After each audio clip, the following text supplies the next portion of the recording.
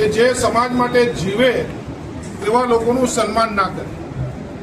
સમાજની અંદર એવા અનેક લોકો છે કે જે પોતાના પરિવારોને, પોતાના જાનમાલને પણ પરવા કર્યા વગર પોતાની જે નોકરીની જવાબદારી છે એનાથી પણ આગળ જઈને અનેક વખત એ એવા હીરો તરીકે કામ કરે છે કે જો એ સમયે ત્યાં હાજર ના હોય તો પરિસ્થિતિ કઈ વિપરીત હોય।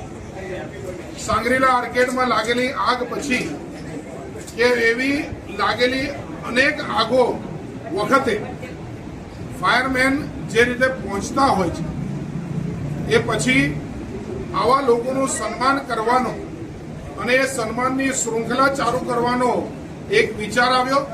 એ વિચારમાંથી જન્મ થયો વેજલપુર હિડન હીરોઝ।